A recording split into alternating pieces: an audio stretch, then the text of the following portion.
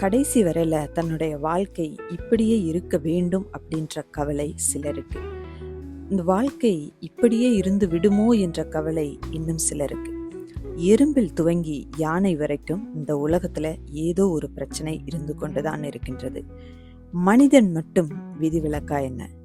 இன்று பலருடைய முகத்தில் சிரிப்பு இருக்கலாம், ஆனால் அவர்களோட உள்ளத்தில் என்ன இருக்கின்றது என்று பார்க்கும்போது கடன் சுமையின் அழுத்தம், உடல் நலம் குறித்த பாதிப்பு, தன்னுடைய நோய் சரியாகுமா சரியாகாதா என்ற குழப்பம், பிள்ளைகளோட எதிர்காலம், படிப்பு, திருமணம், எதிர்காலம் குறித்த கவலை, வேலையில் அழுத்தம், வேலை இழப்பு, நிரந்தரமான வேலை இல்லை அப்படின்ற கவலை, தனிமை, குடும்பத்துல பிரச்சனை, யாருக்கிட்டையும் சொல்ல முடியாத மனவேதனை. இன்றும் நீங்கள் இப்படிப்பட்ட ஒரு நிலைமையில் இருந்தால் இந்த செய்தி உங்களுக்காக தான். கடைசி வரையில ஸ்கிப் பண்ணாம பாருங்க.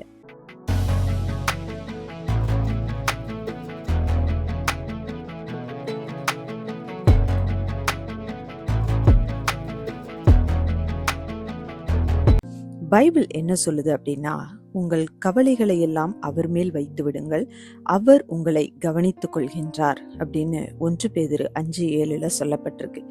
இது ஒரு ஆலோசனை மட்டும் இல்ல, இது தேவனுடைய அழைப்பு. உன் சுமையை எனக்கு கொடு, நான் அதை சுமப்பேன் அப்படின்னு சொல்றாரு.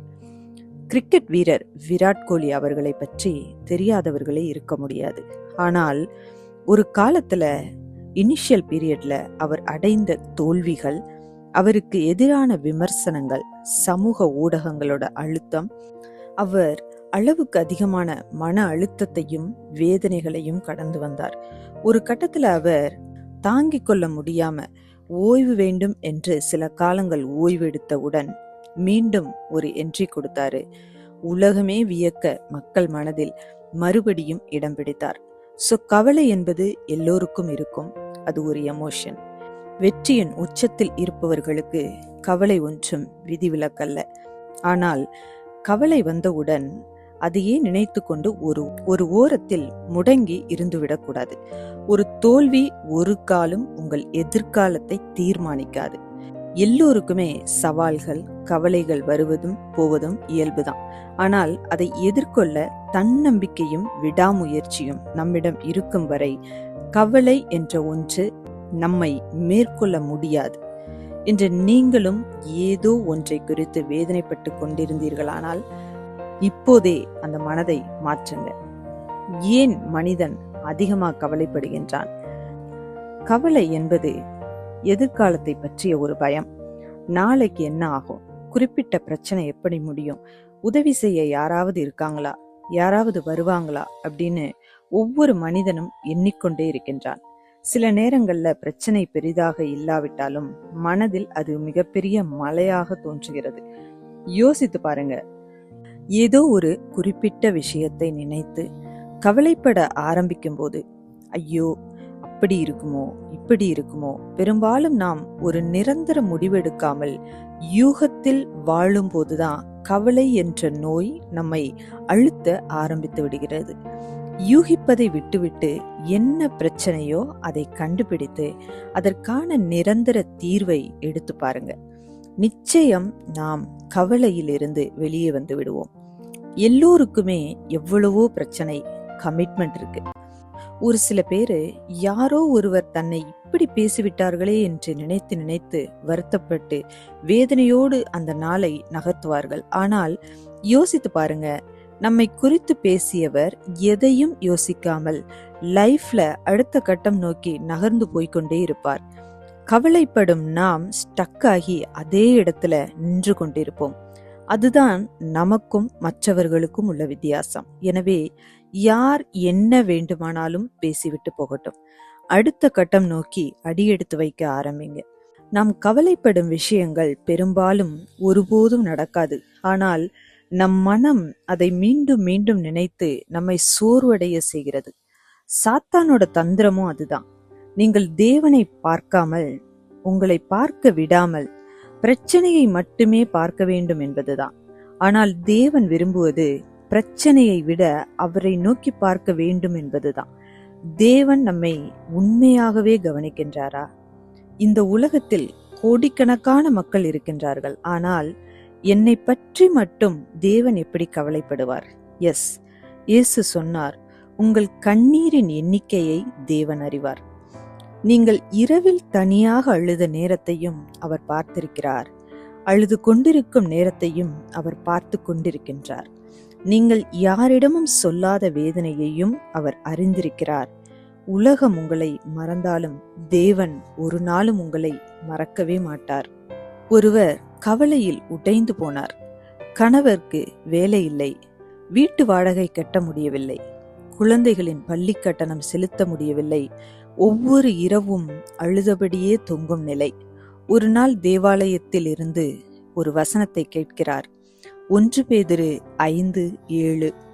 அவர் உங்களை விசாரிக்கிறவரானபடியால் உங்கள் கவலைகளை எல்லாம் அவர் மேல் வைத்து விடுங்கள். வீட்டிற்கு நேரா வந்தாரு. ஒரு காகிதத்தில் தன்னுடைய எல்லா கவலைகளையும் எழுதினார். அந்த காகிதத்தை மடக்கி அதற்கு மேல் இவை அனைத்தும் இனிமேல் தேவனுடைய பொறுப்பு என்று எழுதினார். பின்னர் தினமும் அதன் மீது கை வைத்து ஜெபிக்க ஆரம்பித்தார்.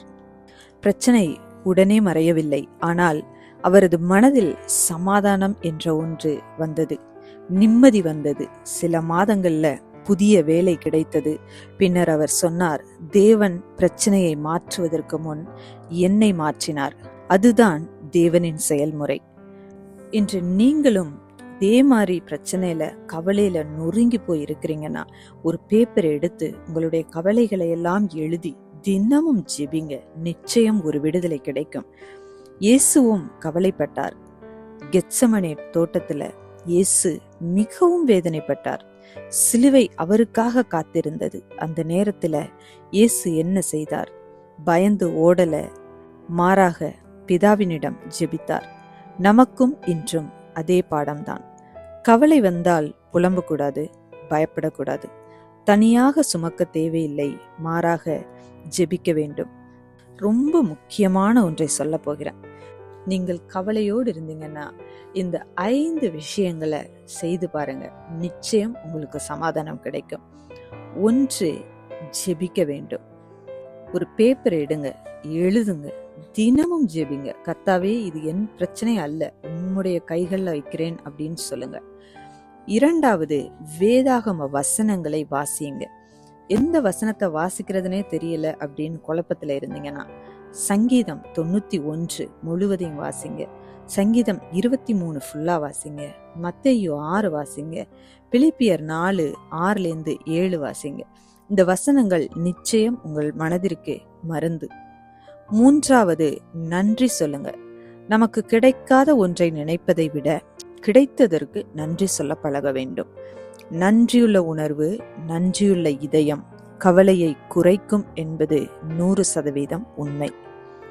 4வது, நல்ல தூக்கம். இரவு முழுவதும் புரண்டு புரண்டு படுத்து நினைத்து கவலைப்பட்டு விழித்திருந்து வேதனைப்பட அவசியமே இல்லை. ஆனால் நாம் அனைவரும் செய்வது இதுதான். இங்கு நான் உங்களுக்கு சொல்ல விரும்புவது, உங்களுக்காக அவர் வேலை செய்து கொண்டிருக்கின்றார். கர்த்தர் விழித்து கொண்டிருக்கின்றார். நீங்கள் ஓய்விடுங்க. 5வது, தேவனுடைய நேரம் வர நாம் காத்திருக்க வேண்டும். தன்னம்பிக்கையோடு இருக்க வேண்டும். நம்பணும் 100% நடக்கும் அப்படின்னு. சில பதில்கள் உடனே வராது, சில பதில்கள் தாமதமாக தான் வரும். ஆனால் தேவன் தாமதிப்பதே இல்லை. அவர் சரியான நேரத்துல செய்வார். நீங்க இப்போது காணாத இடத்திலும் தேவன் வேலை செய்கிறார். நீங்கள் அறியாத கதவுகளை அவர் திறக்கிறார். நீங்கள் சந்திக்காத மனிதர்களை அவர் தயார் செய்கிறார். நீங்கள் நினைக்காத வழிகள் அவர் ஏற்படுத்துகிறார்.